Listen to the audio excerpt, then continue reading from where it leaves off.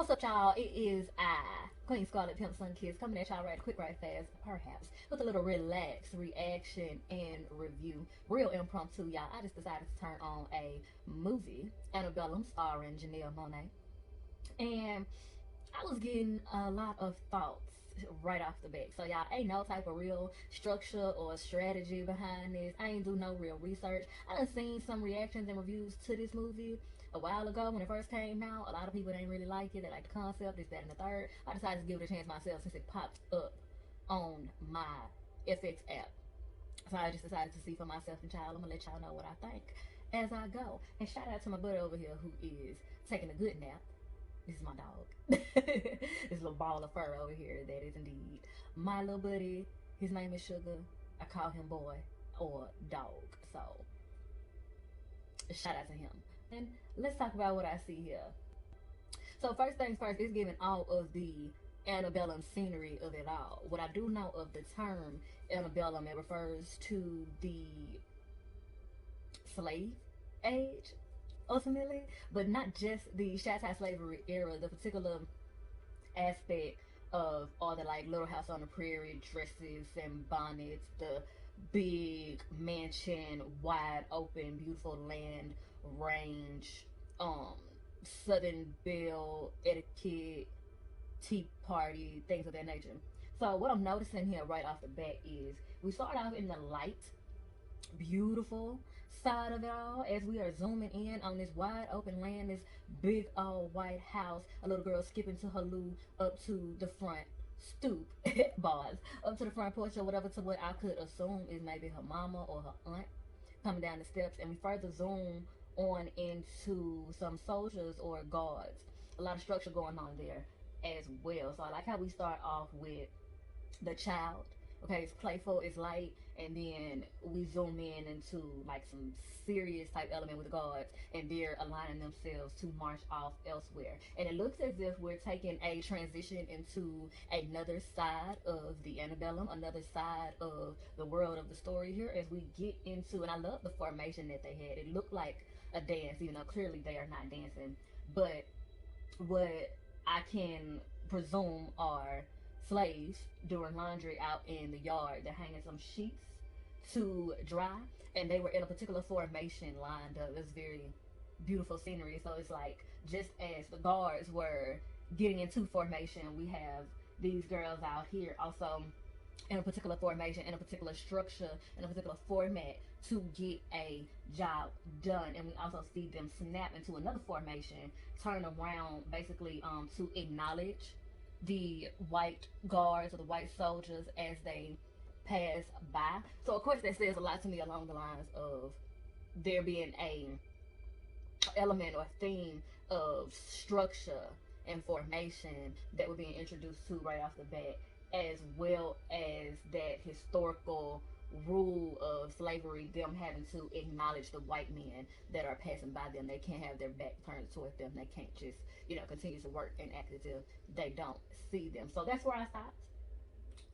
I'm gonna turn it back on. Okay, shout out to whoever is on music, because I am in love with the score. The introduction score is very beautiful yet haunting at the same time. There's also something that I want to say is kind of basic about it as well, but not basic in a bad way. It's more on a less is more type of sense, and I really think that it gets the job done and having you on the edge and just wondering like what the fuck is going on, but like, oh my gosh, this is beautiful.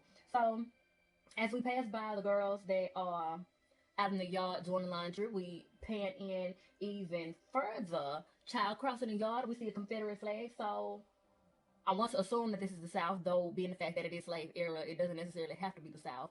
But judging by the scenery, the land, how the sun sets and all of that, it looks like it could be the South. It looks like Mississippi to me.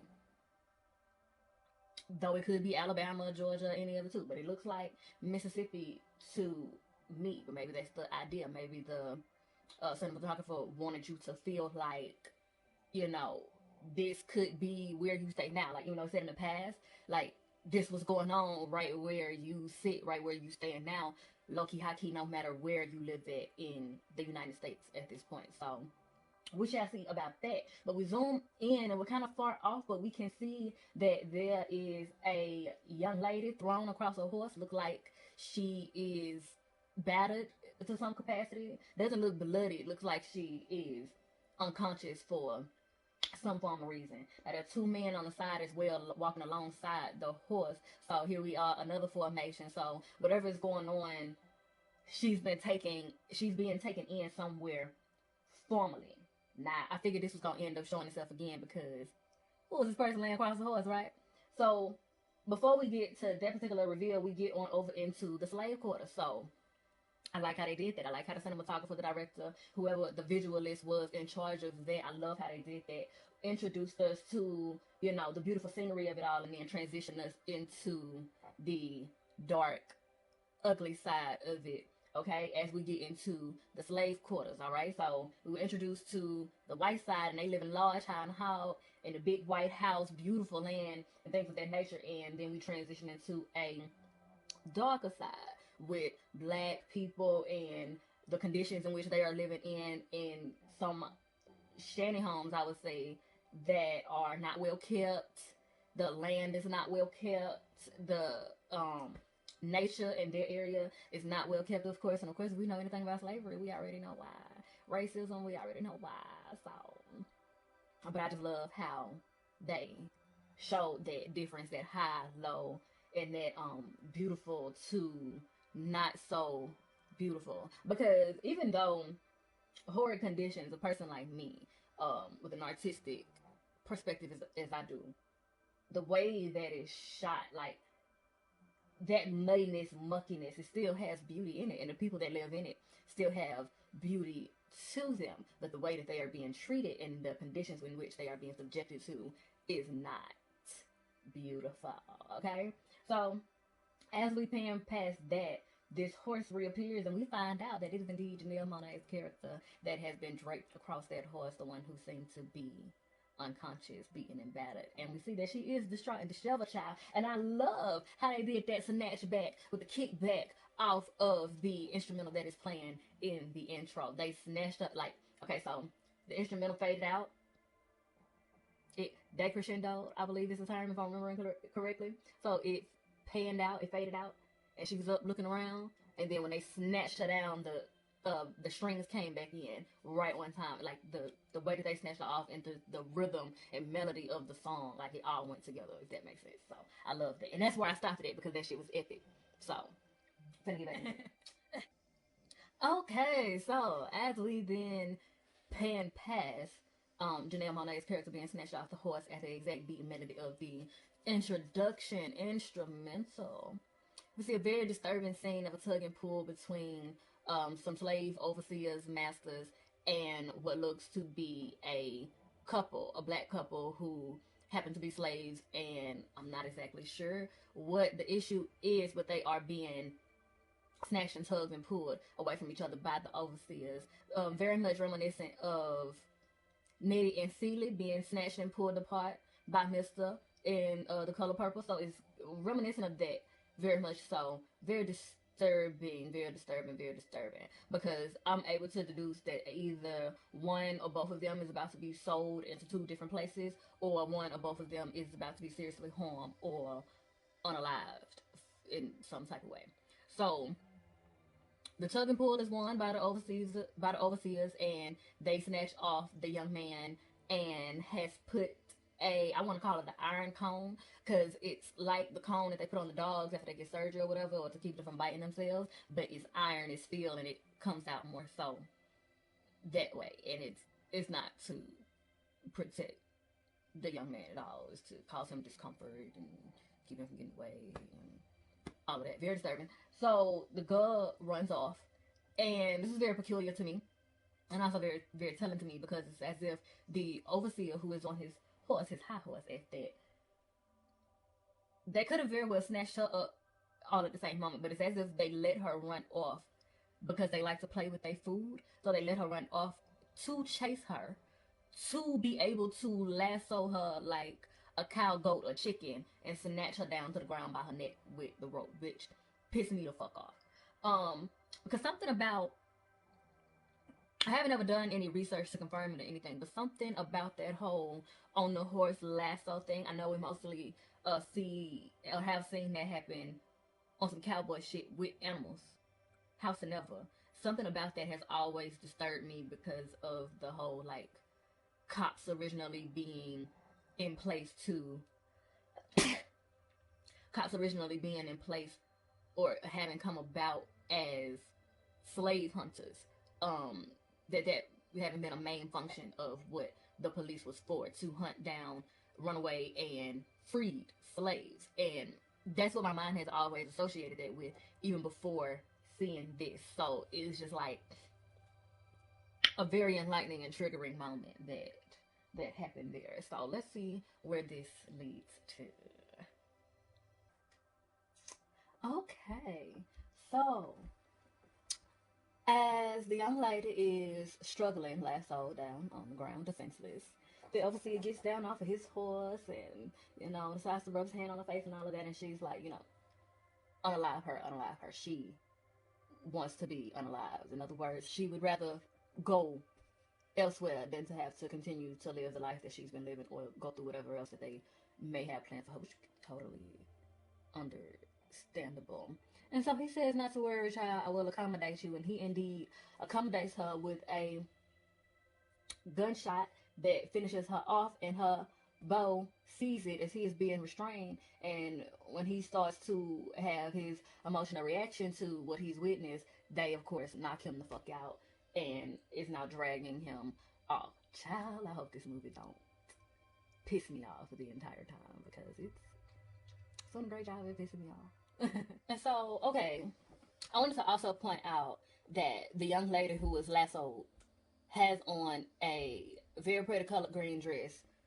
Full green dress goes down to her ankles and also matches yet stands out amongst the grass as well that she is running through, because they're in like this heavily grassland area.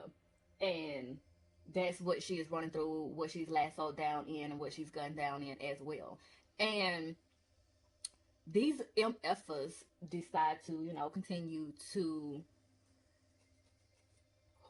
gallop off on their horses with her still lassoed to the back of the horse, being dragged on the ground. And, okay, just, people like to act like, oh, slavery wasn't that bad. Racism doesn't exist. This country isn't built on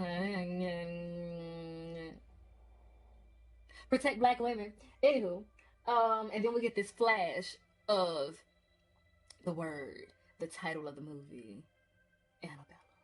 Which, like I said, I like how, as, the cinematography of it all, I like how they introduced that. Annabella, bright, lit, bubblegums and roses, skipping to my loo, and then transitions into total darkness, and what it really is, what it really means, what's really going down over there, okay? So let's see what else is really. Okay, so speaking of things to piss me off in this movie, child, we flash to white lad outside of some building. It's raining, whatever, what have you. I guess this is his home. He is Janelle Monáe's character's owner. And he commits to whooping her ass because she refuses to say her name. Now, I reckon this is parallel reminiscent of a Kunta Kinte type thing. Say your name. Kunta, say your name. Toby. That type of thing. Brutal assimilation processes.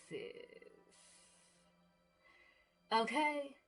A doozy. But what I will say about this movie is that while there is some traumatic biography going on here, I must do say that this seems to be one of the most accurate depictions of slavery and slave master and slave relationships, similar to that of 12 Years a Slave, which I have not watched in its entirety, but I've seen enough of it. I've seen enough of it from the vantage point of my daddy watching it in his chair, and I catch a couple of scenes here and a couple of clips there to know that it was indeed a doozy as it concerned the violence and the abuse and the microaggressions and manipulation tactics and the overall just disgustingness of it all. And which in this movie seems to be touching on it. It has a lot of symbolic gems and things of that nature that I may do a whole nother video to discuss type shit. But showing the parallels of back then versus how people have been socialized to socialize with each other. 2 days type shit, okay? But so once we get past that part, and in the midst of the exchange between Eden, Janelle Monáe's character, and her master, we can basically deduce that she was recaptured from having escaped. Remember, I brought that up just a minute ago. But so yeah, she was being recaptured from having escaped. So evidently, the masters have been having a escapist problem. And so there's some extra putting of the foot down that is going on here. And so we flash on over to Eden, opening the door to one of her buddies who is incognito. Well, not really incognito, but kind of like whispering to her, like, like they need to attempt to escape again, basically. And she looks petrified, like, child, I don't know. And that conversation is disturbed by Eden being called down to a lineup amongst other brown, black, beautiful young ladies, okay? It looks as though they are being lined up to be sold off to a young white maiden and her child. And she's scoping them out like they puppies at a shelter. And that particular type of interaction will be one that I will touch on in another video that discusses like the symbolisms and Easter eggs of microaggressions and prejudices that are byproducts of sism and, you know, things of that nature. So before then, though, we had gotten over into the field, okay? And the overseer who had lassoed the other young black lady that was being taken away and snatched away from her mate, he was at the beginning. He stumbled upon, well, he didn't stumble upon that child. He rode upon everything else. But he gets over to the field on another day, I guess a day after, a couple of days after. And he's on his old okie doke, oh, why don't you give us a slave tone, pick up the energy over here, one of those old Negro spirituals, Asterisk for another topic that will be brought up in a separate video. But so he does that whole little spiel with them, and one of the young men whisper, "We gotta move these motherfuckers crazy out here," and he gets knocked the damn crap out of, gun butted, no Nicki Minaj, by the overseer child, and he's talking about next time I won't be so merciful.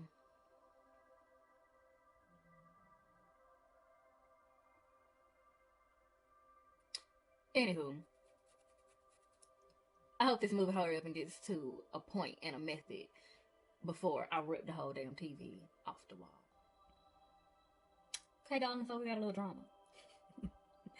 So when we was back at the showing or whatever, you know, I told you the young white lady and her daughter was out there scoping the young black ladies for selling, adopting or something, scoping them out like they was puppies and whatnot. Well, one thick dame just so happened to get named Julia. They said she was beautiful. And they liked her hair. She likes skin. Something else to be unpacked. Because she walks over to Janelle Monáe's character and kind of like knocks her little plaque back and is just like... Now, don't get me wrong, she's being intrusive and hella fetishizing towards everybody. But you know, there's a difference in the tone and the underlying currents and things of that nature. But anywho, Julia, which now we may refer to her as, after... Now, look, I get that they all desperate to escape to their freedom and all of that. But I declare, I am enjoying like the acting and kind of how the characters are modernized, if you will, which maybe they're not modernized. Maybe they're done more realistically, if you will. Because in older movies like this, they would be much more, yes, master, as opposed to, you know, showing the code switch, the differences between when masters are around and how they are on their regular shit, how they interact with each other versus how they interact with their authoritators. So the young lad that keeps showing up to Eden's door to ask her about revolting again and when they gonna do it or whatever, he keep popping up at her door on some creep shit.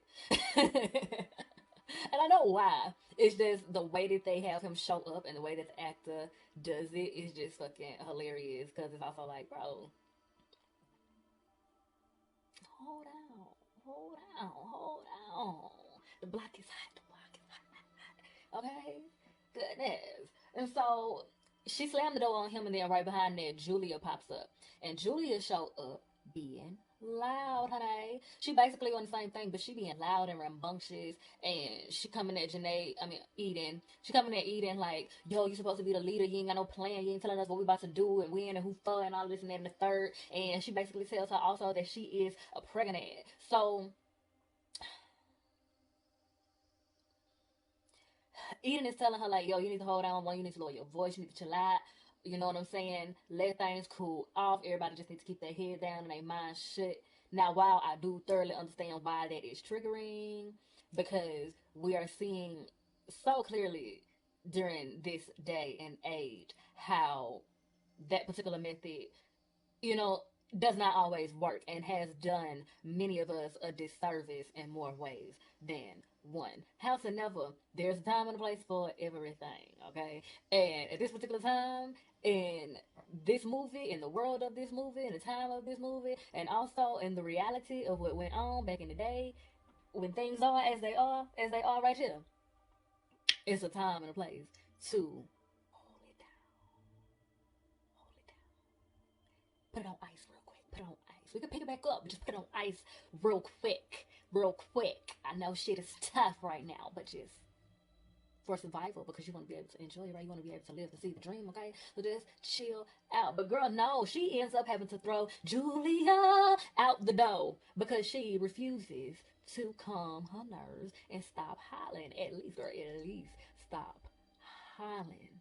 Okay, so she had to slang her out the door and shut the door on her child. And I love the way that the movie is shot. It is shot ever so beautifully, and I love the angles that they take. And when Eden slangs Julia out the door and slams the door, it is like a split screen. It's like split down the middle with the door, and Eden on one side and Julia on the other side, and you see, you know, their physicality and how they're responding to the experience of the situation. Shot very well, and it just brings out even more so, one, the differences in how the differences in how the servants interact with each other versus how they interact with their authoritators. Also showing a difference from someone who is from North Carolina versus someone who is used to being in, they still haven't made clear exactly where they are, but based off, you know, my knowledge of historical things concerning this particular era, it seems like it is Mississippi. It's either Mississippi, Georgia, Alabama, maybe Tennessee. It's one of those. It's a deep, deep southern state. And based off how everybody's reacting, it's very brutal, it's very brute. And at the same time, very gilded, very act like it's not what it is, very blatantly type shit. Like, let me put that in different words. Fucked up shit is going on, but everybody's like, we're elegant. We're beautiful. It's all good. Sunrise. While somebody's getting their fucking head knocked off in the middle of the street. So, and it gives quite Mississippi. And not just concerning racism and shit like that. Of course, a lot has changed and evolved, thank God. But you know, as far as the fucked up shit going on, and everybody's acting like, yeah. And then also showing the different sides of the track as it concerns the whole light skin, dark skin, house field aspect of it all. And I was noticing this in a pan shot that they were showing right before this scene, where I remember me talking about formations and structure and things of that nature. Well, when we threw the more lighter skinned servants into the formation, things were kind of off. And what I mean by that is the darker skinned servants are all in a head down, mouth closed type of body language and, you know, nonverbals, things of that nature, being very soft spoken, looking down, not making any eye contact, not looking around. As soon as they get an order, they boot, scoot, and boogie to it. very much so in that formation and routine. But the lighter skinned servants are more so looking around. It takes them a minute to respond. They're much more emotionally available as well, more outspoken and also louder. Like I said, Julia was loud as fuck and would not lower her goddamn voice as if she felt entitled or not as afraid as Eden's character. And of course, we know that, not saying lighter skinned slaves got treated better, you know, it all ends up to the same destination but a different route, if you will. And then there are also certain things that are said and done in a different tone that could make the lighter skinned slaves, servants, feel more valuable than the darker skinned uh, servants. And also, in a lot of cases, certain slave masters would allow the lighter skinned servants to be more outspoken and to have more of an opinion and things of that nature, a little bit more freedom. One, to upset other servants and put them against each other, and also because of this whole subconscious relatability type thing, because they feel like they're trustworthy and they're worthy because we share skin tone, then you must be trustworthy and we must be somewhat of the same kind, so I can allow you to do a little more, that type shit. But you know, like I said, I have another video to go more in depth on those type of nuances that are popping up here. But all of that to say, I really do like how this is being shot. I'm not totally clear on the point of what's going on exactly, but it has some decent scenes and it's shot very well, and the acting is very well. The only thing that is bothering me is that Julia said she's from North Carolina, South Carolina, one of the Carolinas, and I'm like, you don't sound like it. Granted, they ain't as country as us, but she still don't sound like it. And you sound very modern. She sounds very modern. So that's just, you know, one little thing that's kind of. But anywho, okay. So after that scene, we flash forward to the night, and soldiers are marching over to a tent where there is a celebratory meal and gathering happening for some war that has been won by the Republicans. Now, I'm gonna have to do a quick Google search after this here rant portion so that I can clarify and certify which war this is, because I know that it's not the Civil War that abolished slavery. It's not the time period of the Hateful Eight. It is the war that happened before that, I believe was between the Republicans and the Democrats, but they had different names. And the Confederates, the Confederates and the Yankees. So what the rebels and the Yankees, that's what I believe it is. But basically, it was a war to try to, I believe, to try to abolish slavery.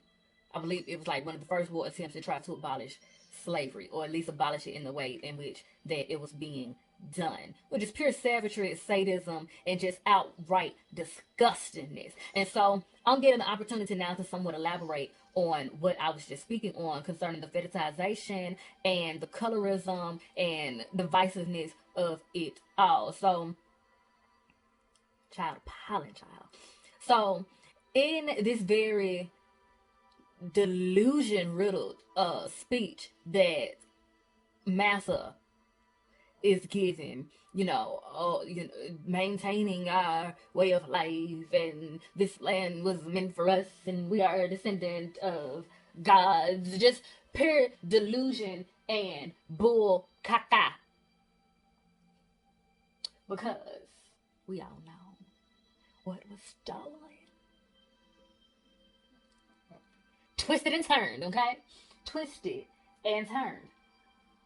And that's exactly what is going on here.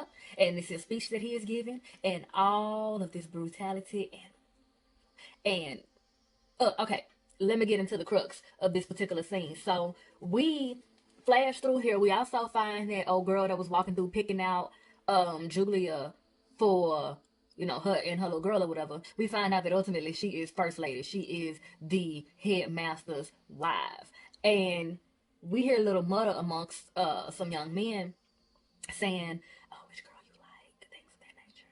And so one of the white lads calls over to Julia and tells her to come over, tells her that his homeboy thinks that she real pretty and this, that, and the third. And we also constantly see them flash back and forth between her and Eden. And of course we know that Janelle Monáe is gorgeous. Even as much as they trying to like uglify her in this movie in a way, like by doing her hair a certain way or putting you know, these different types of bonnets and different types of clothes or whatever on her to make her not look as attractive as she actually is type shit. We know that Janelle Monáe is fucking beautiful, right? But they do the most and are doing the most to impress upon Julia, who is absolutely beautiful as well, but they got extra dip on their chip to make her feel better about the abuse and the objectification and the degradation that is going on in this interaction, in the multiple interactions that have likely happened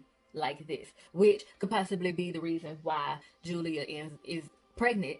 And also, you know, division, the fight and competition for the male gaze and the white gaze and all of that. Gaze is what I'm saying, not gaze, but gaze as in looking, lurking, staring type shit. You know, one of the attention of men and one of the attention of white people that tends to be a subconscious and even sometimes surface level race amongst women, amongst black women in particular, especially as it concerns interactions, which there are a lot of them that are laced and riddled with colorism and color complexes and featureism and all that different type of shit. And that's definitely what is going on here.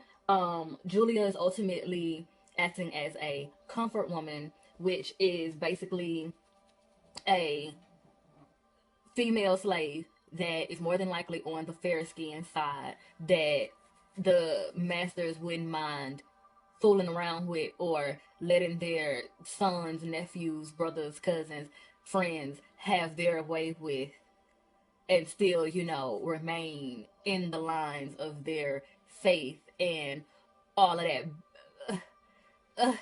Kind of how down low gay men may fool or fetishize transgender women because it makes them feel comfortable. Oh, she identifies as a woman, she's a woman, I'm not gay. Even though, you know, they like the particular transgender women that still have their equipment, which is okay. But, you know, some down low men use that as a delusionary tool to make them feel better about what they're doing because they feel like what they're doing is wrong. And in this case, as it concerns the master and slave interaction relationship, it is definitely inappropriate because you also hear this young man say, she can't say no, you're in charge here, da da da. So whether she wants to or not is something that's going to happen. So it's ultimately grape juice. Shout out to Bundy Blue, okay? That's what it is. And it does parallel today's society, and I like the way that they showed that interaction, especially shout out to the actors who were able to display that. So realistically, kind of the thing I also say it as it concerns women going to the gas station. You go to the gas station, you're just trying to get some gas, da da da da, and it's a man or multiple men staring you in your face constantly, you know what I'm saying, trying to talk to you, trying to catcall you, want to get your number, da da da da, and you don't feel like you can say no, you don't feel like you can reject them because you don't know what they may do to you as a result, because they feel like they feel entitled to you. They feel like they're just supposed to have access to you. So a lot of men feel like if you reject them or do anything other than smile and say yes, they will attack you. And that's ultimately the interaction that is taking place right here with the whole slave master son, slave interaction. Fucking disgusting, fucking disturbing, fucking ugly. But I'm not gonna lie, as triggering and all that shit as it is, it's very well shot and it's very well shown, and it is definitely some conversation sparkles like a mug, okay? Makes you question and also gives you a lot of answers to a lot of shit as well as it concerns modern day society.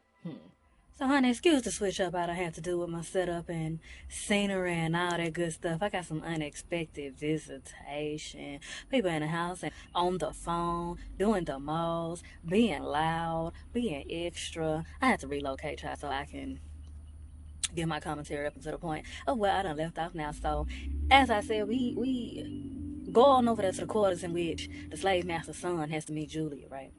Gets up in there, Julia is introducing herself, trying to be all hospitable and nice and make a mingling with him. In hindsight, I feel like maybe she was kind of on some Stockholm syndrome tactic type of thing going on. I'm not going to say that it was tactical because it could very well just be a trauma response, whereas he's made her feel seen and accepted in a way because he wasn't giving the same energy as the other gentleman.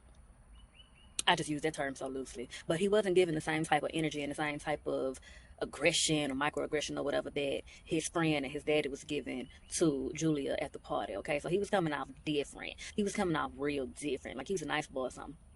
So she felt comfortable and whatnot. She started talking to him, trying to, relate to him and all of that, and telling him that he's different. And the reason why I bring up Stockholm syndrome is because the way I said that it's not the same way, but it's the other side of that, basically the receiving end of that. So, like I said, the white people making the lighter skinned slaves feel appreciated in certain moments and feel seen in certain moments and feel beautiful and feel human and feel wanted and desired in certain moments, just for to knock them down a whole lot of levels when they start continuing the acts of feeling entitled or feeling normal or feeling like a human. So, like I said, she introduces herself to him like a human. She speaks to him when he comes in the room like a human. She's trying to relate to him like a human, and the Stockholm syndrome of it all, because basically she has no choice.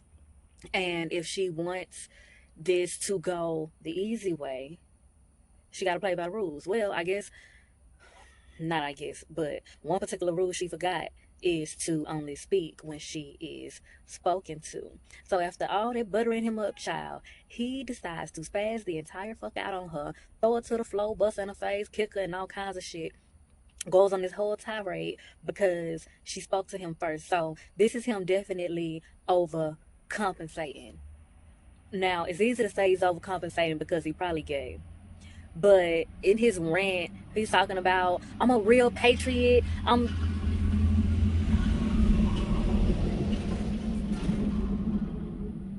But he's talking about, I'm a real patriot. I'm just as much of a soldier. I'm just as much as a man. And all this, that, and the third as anybody else just because I don't want to sleep with no. He said a lot of derogatory terms that I'm not going to repeat. But he's basically giving like, oh, just because I'm not going to sleep with such and such, because y'all think that make me a real man, that don't mean nothing, da da da da. So he's doing all of this, physically assaulting her, going on this whole tirade, I guess, to prove that he is a man and to prove that he is worthy. So we see that thing coming up, that element coming up again about self-worthiness and entitlement. So this is him trying to take his power back because I guess they made him feel like a bitch and they be making him feel like a punk. So he's exerting his authority or whatever over this girl because it's easy. Ultimately, all he needed was an opportunity and a reason to spaz out, and it went there. Just ugly.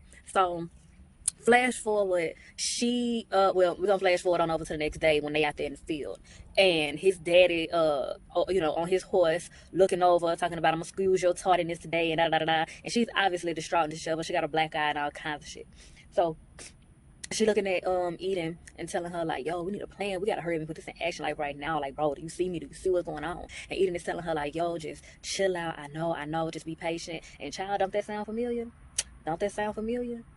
So, bro, that shit don't sound good. That shit don't sound good to Julia right about now because she just went through hell, high water, and then some. And my girl ain't trying to hit it, and I don't blame her. But I also don't blame Eden either because she is one person, and we see how a whole lot is being put on this one person. Okay, we'll elaborate on that at another time. So, um, Julia starts having a miscarriage. Basically, that's what it seemed like. It seemed like she starts to lose her baby and whatnot, and we see a lot of blood. So her and Eden get excused to go clean her up and go handle her situation. So then we flash to another disturbing scene of Eden having to be a comfort to her master. And he, as Celia would say, does his business and rolls over and it's like sweet dreams Eden. And then Eden wakes up in modern day as a good sis named Veronica, who's an author and a seem like a media commentator or something on CNN. She's going back and forth with white men and whatnot. So I see what they're doing here. I see what they're doing here. I'm not sure how I feel about the execution of it just yet, but I see what they're doing here. So in this particular part of the universe, modern day, everything is somewhat different. So Eden, who is now Veronica, got a husband, she got kids, she got a big old house, she got a successful career. She boss lady, okay? Now, what they say she been having nightmares. So all that we just went through, all that we just seen, I suppose, is her nightmares that she's been having. So that's supposed to be her dream type shit, right? But we know that even though in this movie for Veronica, it's dreams and shit, is history in real life, okay? It was real life. It was real shit that real people, our real ancestors was living through, okay? No games played, no jokes given, okay? So we see Veronica is a very loving mother. Now she going ham on CNN in a very prestige and professional way, educating everybody, going back and forth with them white men that's trying to undermine her and make her seem stupid. And she up there watching it with her husband and her daughter asking her questions like, why Buddy's so mad? What's wrong with him? What is all that about and whatnot? And she's answering the questions for her daughter in the most tender and also in the most educated way and also in the most profound and still empowered type of way as well. Now, this is a bit of something different that we are seeing that is different from what we see about dark-skinned black mothers in particular.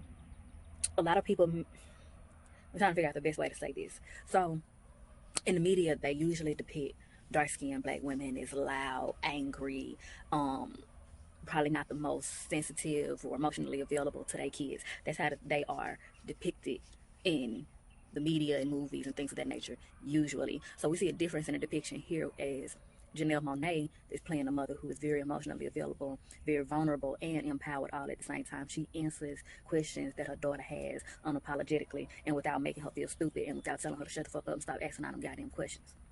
Now, in real life, there are people, black people in particular, who have that experience with their mothers no matter what their skin tone is. And the experience I'm referring to is they mama's telling them to shut the fuck up every time they got a question about something, don't want to answer them, don't want to tell them nothing, just want them to shut the fuck up and get off their goddamn nerves. Now, there are black people and people in general, not just black people, but you may hear their conversation or hear it come from black people more so than the media or whatever allows you to hear from other cultures. But it goes on amongst all the cultures where parents just lack patience with their kids. But in particular, as it concerns this movie and it concerns the characters that we're speaking on in particular, they are black, so we're speaking from the black perspective. And we get in a new black perspective concerning a dark-skinned black mother that is, like I said, emotionally available, emotionally intelligent, and also book smart, street smart, you know, multifaceted, well-rounded, and also empowered and beautiful and doing the damn thing all at the same time. She ain't just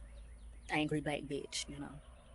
Okay, so that's real nice and refreshing. I like how they did that. And then Veronica also has a thing though of people popping up at her door when she is by herself and having a quiet hour. Okay, so Miss Gabourey Sidibe, I think that's how she say her name, Gabourey Sidibe. That is her friend. She pop up at the door while she up in there trying to have her yoga session, get her some sensorization going on, and going there, she's trying to gossip. She done brought her some coffee and all this, that, and the third. And Veronica is telling her, like, nah, girl, I ain't got time. I ain't got time to gossip. I ain't got time to get up in that energy, trying to protect my energy. I got some things to do, da, da, da, da.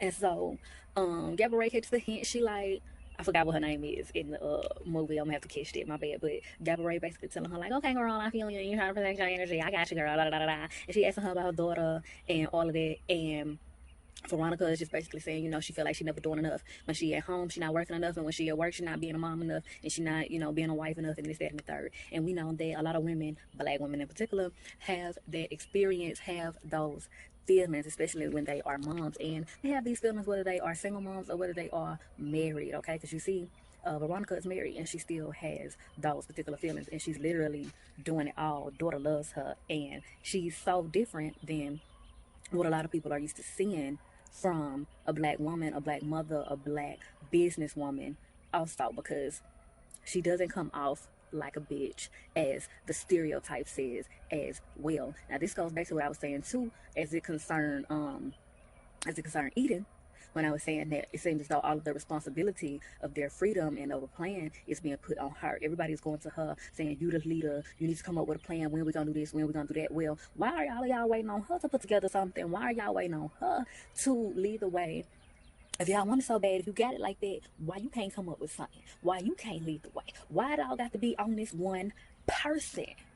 Okay? And even though we haven't seen we haven't seen other characters put this weight on Veronica in her world yet, but we see Veronica doing it to herself in this conversation that she's having with Gabourey Sidibe. And Gabourey is quite the opposite of Julia, okay? Gabourey is telling her, be nicer to yourself, be kinder to yourself. I mean, really look at the positive things that you were doing. Look at the life that you make for yourself, the life that you make for your daughter, how you interact with your daughter, and things of that nature. That girl loves you, okay? She's gonna be your president. They're gonna be addressing her as Madam President, okay? And all of that is gonna be because of you as well, and the person and the things that you have put into her, okay? Boosting her head up and getting her back where she needs to be, and reminding her before she walk out the door, girl, be nice to yourself. Treat my friend good. Okay, so we flashed some other things. Okay, I'm not sure if all of this is in the same day or different days, but Veronica bypasses one of her colleagues or a friend that she knows in her industry and whatnot, and she's telling her that she's going to a panel discussion that she's having concerning, I forgot, the exorcism of the past. I believe she said the name of it was. Okay, a lot of talk about the past and how it's paralleling the president. Paralleling the president, and how it's paralleling the present, and how it's still relevant to the present, and things that need to be discussed. Okay. So, and her friend is white, by the way. That is to be said. So we also see a difference in the interaction that Veronica is having with the white people in her life versus the interactions that Eden has had with the white people in her life. And I'm bypass one scene. It's basically a scene where all the bugs are bugging, but basically a scene where Veronica is on video chat with a white lady from the media. She has this real thick southern accent that is triggering in itself, okay? And she's saying all these triggering things, commenting on Veronica's lipstick and how it complements her skin tone and all this and that. But then also in the process, she's giving a lot of underhanded compliments and saying a lot of shady and microaggressive things, telling her how articulate she is and all of this other bullshit. Okay, and if I'm not mistaken, something she said also was alluding to the fact that Veronica was probably just up there because they were trying to meet their diversity quota and shit like that. So that was a rather shady exchange. But then, like I said, we get back over to them having this conversation, Veronica having a conversation with her colleague who is having the panel for the exorcism of the past, things of that nature, and they're talking about that. And they referenced a quote that is presented at the beginning of the movie. Oh, I forgot who they said it, child. But I remember it is, the past is never dead. It's not even the past. The past is never dead. It's not even the past. Or something like that. But they referenced that. And then we see, I'm probably saying these scenes out of order, but they all take place in the same place and in the same time span, if you will. But Veronica goes over and she talks to this other white girl at the counter, and I'm specifying everybody's race and skin tone and what they look like for a reason, because it's relevant to the story and it's relevant to the world of the movie. But so she walks over to this other white girl at the counter and she's like, how can I service you and things of that nature. So here we seeing a difference too, where Veronica, black lady, boss lady, okay, she's there to be serviced, and it's a white lady that is in the service position. So you just see another difference there. And the girl also gives Veronica some interesting weird look after Veronica says that she's in the Jefferson suite. And right before this scene also, when we see her, she might have been closing the door to stay in there, or she was leaving out and she closed the door.